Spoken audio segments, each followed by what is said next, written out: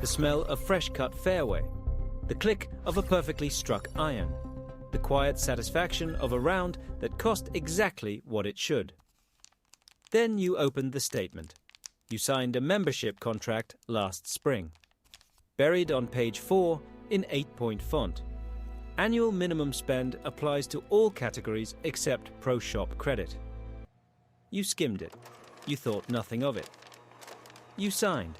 And now, 11 months later, you're standing in a Pro Shop holding a $90 logoed towel you'll never use, trying to hit a spending target you didn't want in the first place.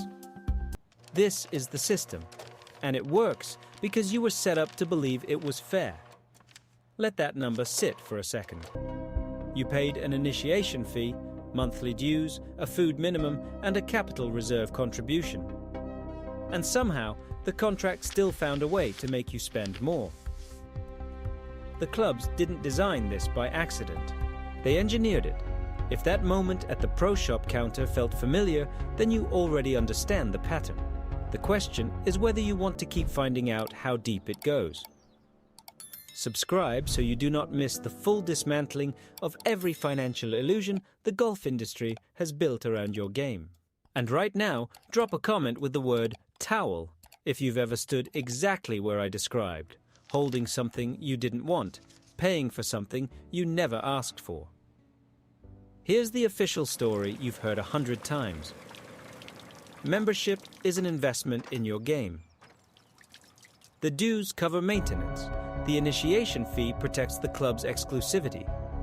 The minimum spend ensures everyone contributes to the social fabric. It's the price of access. You pay it because you love the game. But here's what nobody tells you about your club contract. The National Golf Foundation tracked 12,000 recreational golfers over 5 years. The ones who upgraded equipment annually showed zero handicap improvement. But they spent, on average, $3,400 more per season than those who kept their gear.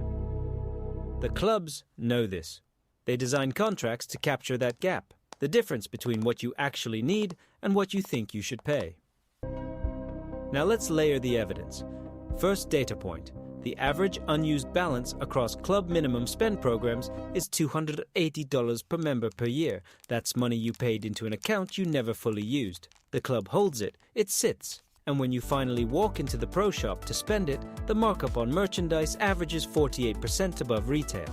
You're not spending your own money, you're spending inflated credit on overpriced goods. Second data point, clubs structure minimums at 85% of what a member typically spends in cash. This means you're almost always under, but never by enough to notice. You feel like you failed. The club counts on that guilt. Third data point, the psychological anchoring effect of free locker space. You pay $240 a year for a locker you open twice a season. You don't question it because it's folded into the monthly statement, buried between line items you think are standard. But it's not standard, it's engineered. Let that sit for a moment. You didn't just pay for access, you paid for a system designed to make you feel like you're getting value while you quietly bleed. The membership contract is the most carefully engineered leak in your wallet. If you are still watching, it means you care enough to actually fix your relationship with your club. That puts you in a small group. Subscribe to stay in it.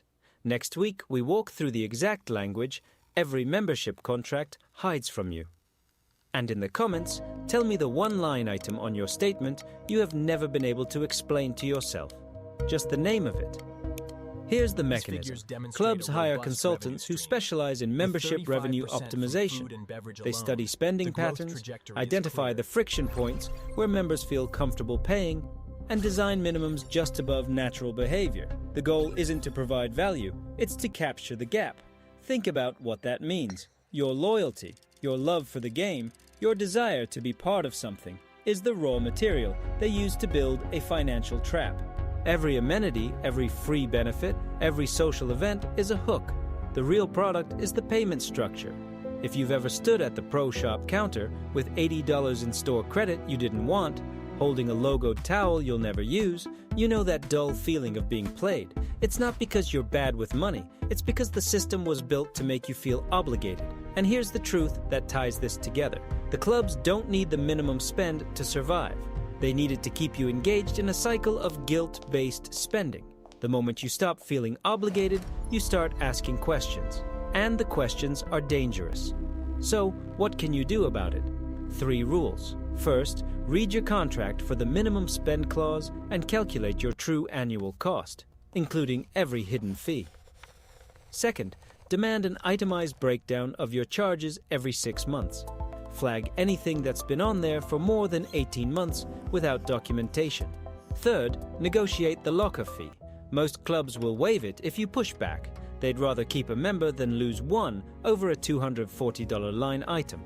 But here's the real path forward. Next time you're at the club, take a receipt from the pro shop. Write down what you actually bought, what you actually used, and what you actually enjoyed. Compare that to your annual statement.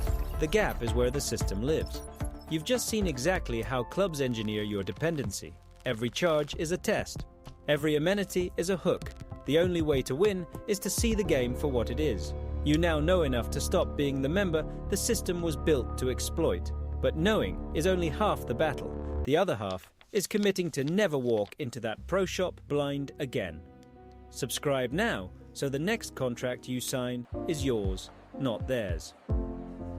And in the comments, drop the number. What did your last hidden fee actually cost you? I want to see the real toll, but the most dangerous hidden charge, the capital reserve contribution, funds renovations that benefit only the next generation of members while you pay the full bill today. In the next chapter, I'll show you exactly why that fee is designed to never end and how to refuse it without losing your membership.